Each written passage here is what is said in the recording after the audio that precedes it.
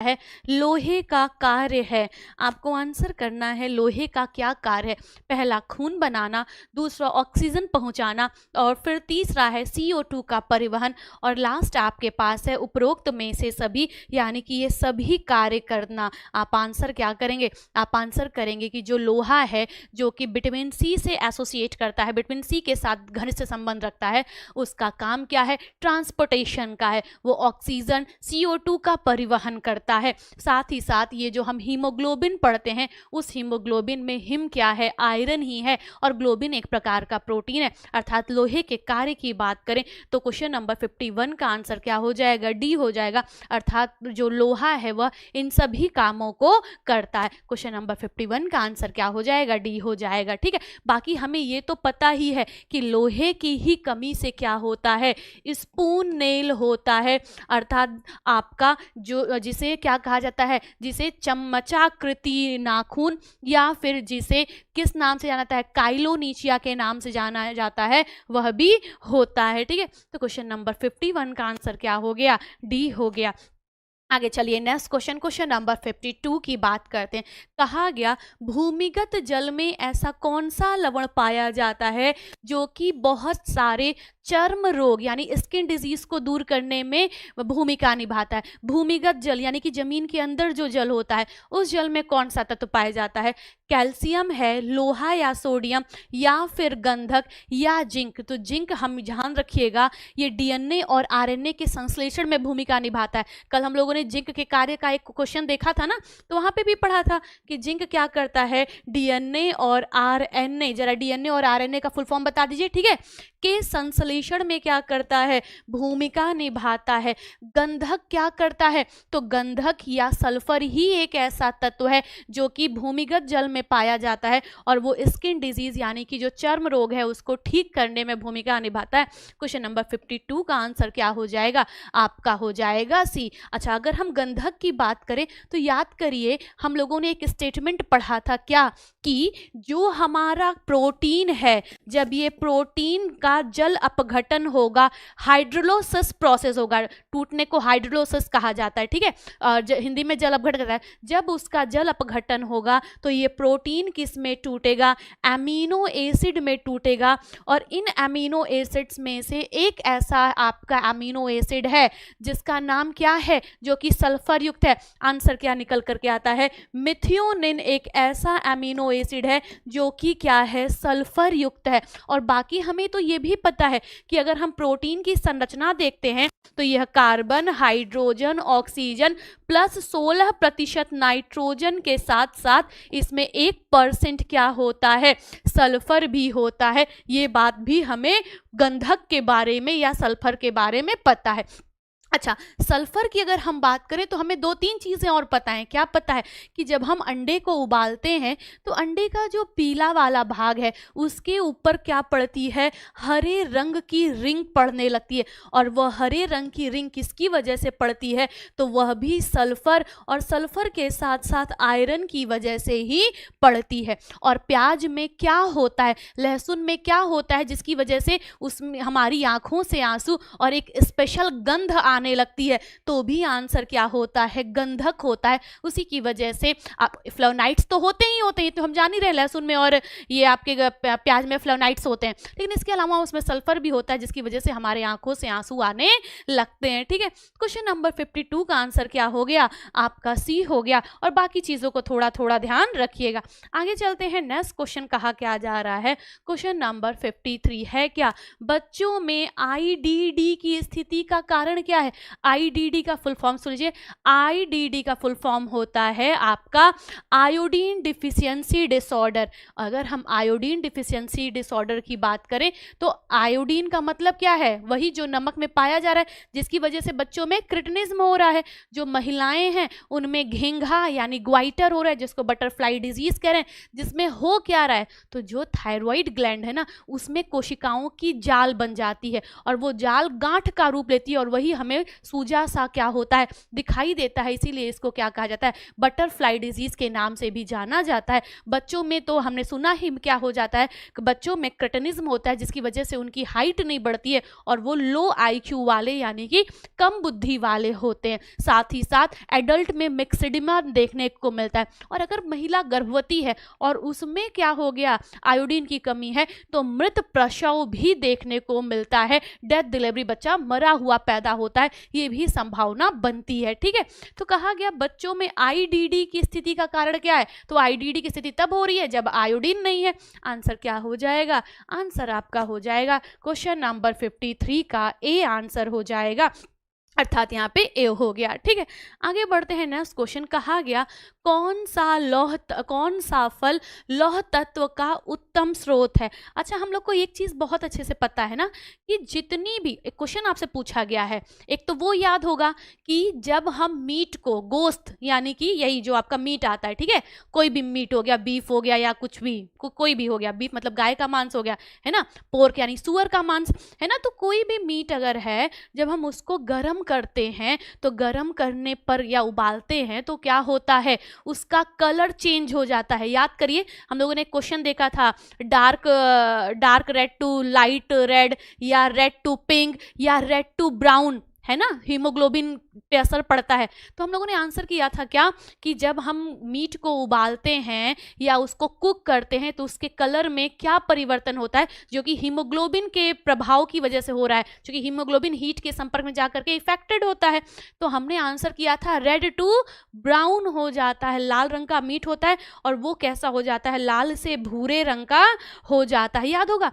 ठीक वैसे ही यहाँ पर ब्राउन कलर की जब बात होगी ना, ब्राउन कलर है ही बहुत इंपॉर्टेंट, वो बार बार आपके पास आएगा। कब कब आएगा, पहले तो यही सुनिए।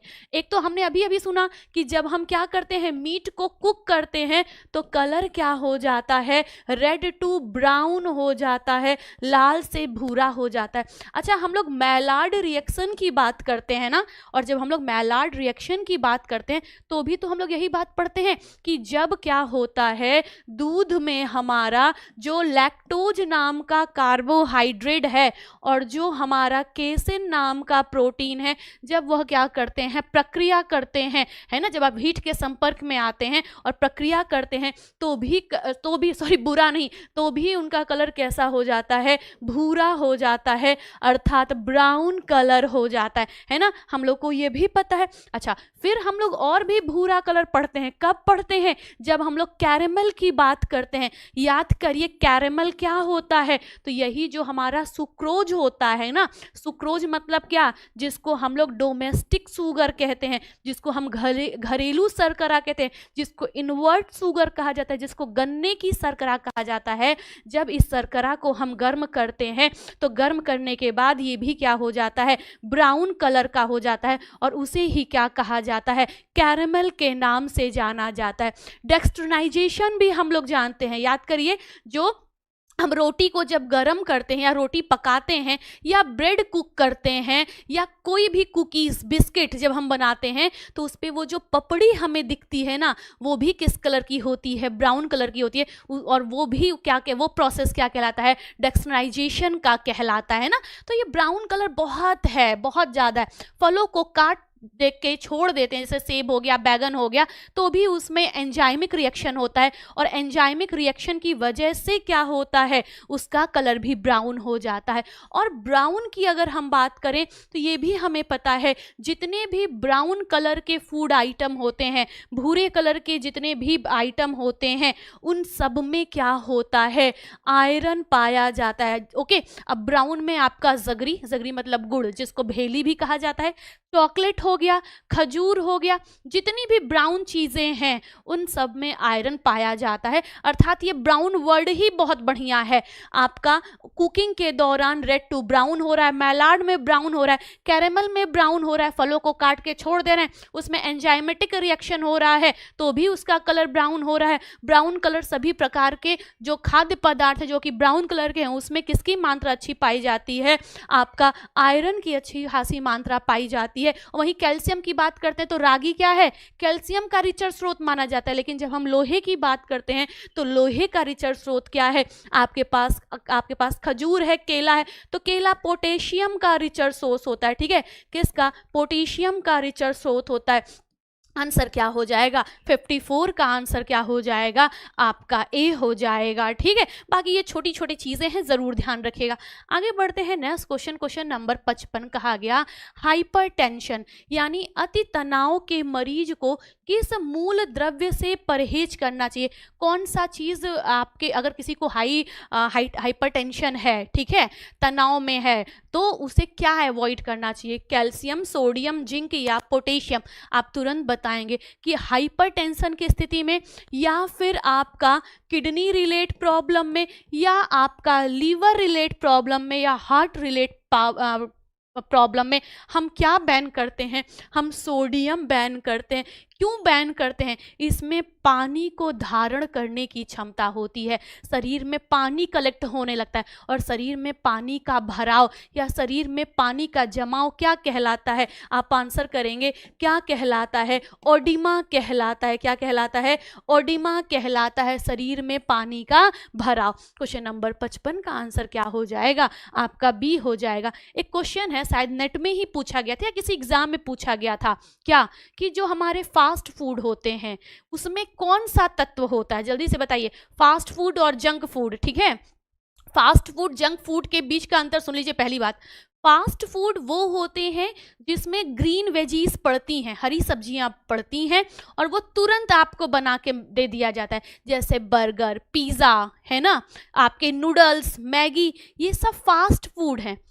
ये हार्मफुल तो दोनों ही हैं, लेकिन ये जंक फूड से कम हार्मफुल होते हैं जो आपके फास्ट फूड होते हैं, है ना। हार्मफुल तो दोनों ही हैं हमारे लिए, है ना, लेकिन जंक फूड क्या होते हैं, वो जो आपको पैकेट में करके मिल रहे हैं, जैसे चिप्स, कुरकुरे, है ना, जितने भी आपके ये पैकेट वाले आइटम्स आते हैं, केन वाले आइटम आ रहे हैं, ये सब किसके एग्जाम्पल्स हैं, जंक फूड के एग्जाम्पल होते हैं।